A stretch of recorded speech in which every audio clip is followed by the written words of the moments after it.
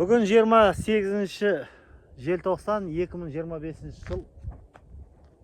Bir аптадан кейін мандалин сезоны басталады.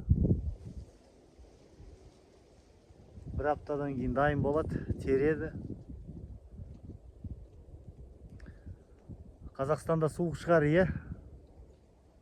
Елді сағындым әрине. Бірақ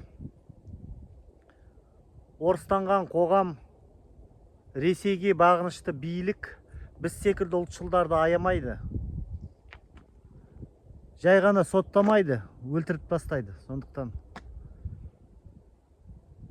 осы бір Құдайдың жазған жолы да уақыт заманы келер, мынау коммунист комсомол шалдар қартайып өлгесін, міндетті түрде өзгеріс болады. Ал қазір жақын арада өзгеріс болмайды Қазақстанда. Мынау шетелден отырып алып шақырып жатқан адамда жай бос сөзді. Ол билікті ауыстыратын Аблязов емес, Серікжан Біляш емес, Ержан Тұрғынбай емес, жай блогерлер емес. Халық өзі саяси сауаты, өз уақыты, өз заманы келеді. Біз тек қана соған, біз ұлтшылдар сол заманға, сол уақытқа дайын болу керекпіз. Сол уақытқа жастарды үйретіп дайындау керекпіз. Ал өз ана тілінде сөйлеуге қорқатын халық, ол өз отанын, өз жерін қорғай алмайды. Бұл бос сөз.